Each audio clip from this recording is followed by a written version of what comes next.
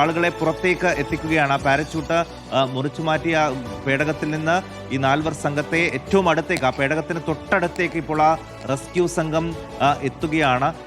അതിനുശേഷമായിരിക്കും കപ്പലിലേക്ക് മാറ്റുന്ന നടപടികളിലേക്ക് പോവുക. അതിനുശേഷം അവരെ നാസയുടെ തന്നെ ഹൂസ്റ്റണിലെ പരീക്ഷണശാലകളിലേക്ക് മാറ്റുകയും ചെയ്യും. പിന്നീട് അങ്ങോട്ട് ഇവർ ചന്ദ്രനിൽ കണ്ട അത്ഭുതങ്ങളെക്കുറിച്ച്, അവർ പകർത്തിയ 10,000-കണക്കിന് വരുന്ന ചിത്രങ്ങളെക്കുറിച്ച്, പൂർണ്ണഗ്രഹണം കണ്ട മനുഷ്യരാണ്, ഒരു മനുഷ്യരാശിയിൽ ഭൂമിയിൽ നിന്ന് കണ്ട ചന്ദ്രനെയല്ല അതിൻ്റെ മറ്റൊരു വശത്തെ കണ്ട മനുഷ്യരാണ്. ആ അത്ഭുത ലോകത്തെ നേരിട്ട് കാണുകയും അനുഭവിച്ചറിയുകയും ചെയ്ത മനുഷ്യരാണ്. ഇനിയുള്ള എത്രയോ പരീക്ഷണങ്ങൾക്ക് മുതൽക്കൂട്ടാകുന്ന അറിവുകൾ സമ്പാദിച്ച ആളുകളാണ് ഈ 4 പേരും.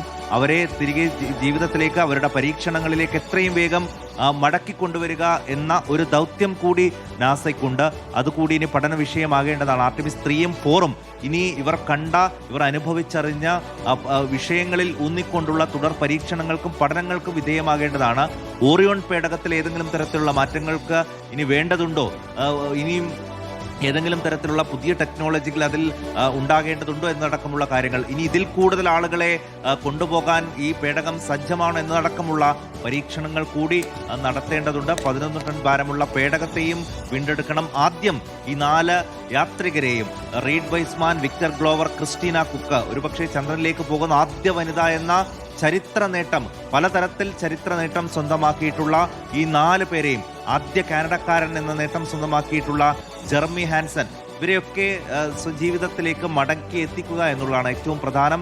ഇപ്പോൾ ആ പേടകത്തിന് തൊട്ടടുത്തേക്ക് ആ റെസ്ക്യൂ ടീം എത്തിയിരിക്കുന്നു. അതിന്റെ തത്സമയ ദൃശ്യങ്ങളാണ് ഇപ്പോൾ നമ്മൾ കാണുന്നത്. ഓക്കെ, റെസ്ക്യൂ ടീം എന്തായാലും ആ പേടകത്തിന്റെ തൊട്ടടുത്തുണ്ട്. ഇനി അവർ നിരീക്ഷിക്കേണ്ട ചില കാര്യങ്ങൾ, പ്രത്യേകിച്ച് ഹാനികരമായ ഏതെങ്കിലും വാതകങ്ങളുണ്ടോ, ഈ ചൂടിന്, ആ ചൂട് എങ്ങനെയായിരിക്കും എഫക്റ്റ് ചെയ്യുക എന്നുള്ളതാണ്. എന്തായാലും ഒരു റിക്കവറി ഓപ്പറേഷൻ നടന്നുകൊണ്ടിരിക്കുന്നു. 2 മണിക്കൂർ എന്ന് പറയുന്ന ഒരു സമയം അതിത്തിരി അതിക്രമിച്ചിട്ടുണ്ടെങ്കിലും ആ ഒരു ദൗത്യം വിജയകരമായിരിക്കും എന്നുള്ള ശുഭപ്രതീക്ഷയിൽ ആ 4 സംഘത്തെ വരവേൽക്കുകയാണ് ഭൂമി. അതിൽ വിജയകരമായി തന്നെ ലാൻഡിംഗ് പൂർണ്ണമാക്കി. ഇനിയിപ്പോൾ ആ പേടകത്തിൽ നിന്ന് ആ പേടകത്തെ കരയിലെത്തിക്കണം. അതിനുള്ള ദൗത്യമാണ് നടന്നുകൊണ്ടിരിക്കുന്നത്. ഈ റിക്കവറി ഓപ്പറേഷൻ അത് നാസ വിജയകരമായി തന്നെയാണ് വിലയിരുത്തപ്പെടുന്നത്. ഈ ഹാനികരമായ വാതകങ്ങൾ ഉണ്ടോ എന്നുള്ള കാര്യങ്ങളൊക്കെ ആയിരിക്കും ഇപ്പോൾ അവർ ചെക്ക് ചെയ്യുന്നത്. പ്രത്യേകിച്ച് അത്രയധികം താപത്തെ അതിജീവിച്ചതാണ്. അപ്പോൾ ആ ഘട്ടമെല്ലാം വിലയിരുത്തിയായിരിക്കും ആ 4 സംഘത്തെ സുരക്ഷിതമായി കരയ്ക്കടുപ്പിക്കേണ്ടത്.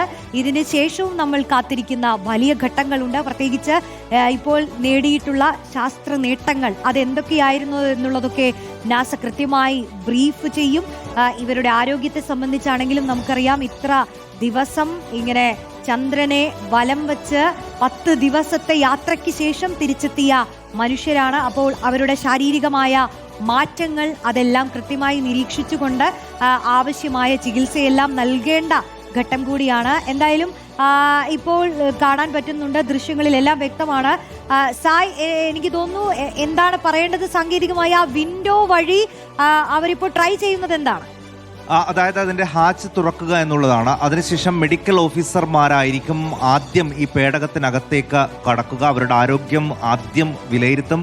അവർ പുറത്തേക്ക് ഇറങ്ങിയാൽ മറ്റ് പ്രശ്നങ്ങളൊന്നും തന്നെ ഇല്ല എന്ന് ഉറപ്പ് വരുത്തിയ ശേഷമായിരിക്കും ഓരോ അംഗങ്ങളെയും പുറത്തേക്ക് കൊണ്ടുവരിക. അതിൻ്റെ ഏറ്റവും സുപ്രധാനമായ ഘട്ടമാണ് ഇപ്പോൾ ആ റെസ്ക്യൂ ടീം നടത്തിക്കൊണ്ടിരിക്കുന്നത്. മെഡിക്കൽ ഓഫീസർമാർ ആദ്യം അകത്ത് കടക്കും, യാത്രികരുടെ ആരോഗ്യം വിലയിരുത്തും. അതിനുശേഷം ഓരോ അംഗത്തെയും പുറത്തേക്ക് കൊണ്ടുവരികയാണ്. അതായത് US നാവികസേനയുടെ ഡൈവർ സംഘമാണ്, പ്രത്യേക പരിശീലനം ലഭിച്ച ഡൈവർ സംഘമാണ് ഇപ്പോൾ പേടകത്തിന് സമീപത്തേക്ക് എത്തുന്നത്.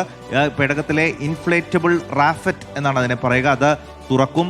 ഇവർ തമ്മിലുള്ള, ഡൈവർമാരുടെ സംഘവും യാത്രികരും തമ്മിലുള്ള കമ്മ്യൂണിക്കേഷനിൽ ഉള്ള ചെറിയ പ്രശ്നങ്ങളുണ്ടായിരുന്നു. അതൊക്കെ പരിഹരിച്ച മിഷൻ കൺട്രോളും പേടകവുമായുള്ള കമ്മ്യൂണിക്കേഷനിൽ നിലവിൽ പ്രശ്നങ്ങളുണ്ടാകില്ല. പക്ഷേ അവിടെ എത്തിയിട്ടുള്ള ഡൈവർമാരുടെ സംഘവും യാത്രികരും തമ്മിലുള്ള കമ്മ്യൂണിക്കേഷനിൽ ഏതെങ്കിലും തരത്തിലുള്ള പ്രശ്നം ഉണ്ടെങ്കിൽ ആ കമ്മ്യൂണിക്കേഷൻ പുനഃസ്ഥാപിച്ച ശേഷമാണ് ഈ ഹാച്ച് തുറക്കുക.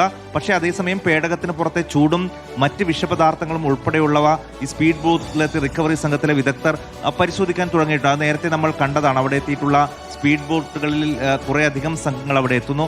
അവരാണ് ഈ വിഷവാതകം ഉൾപ്പെടെയുള്ള കാര്യങ്ങൾ പുറത്തേക്ക് വരുന്നുണ്ടോ എന്ന കാര്യമൊക്കെ പരിശോധിക്കുന്നത്.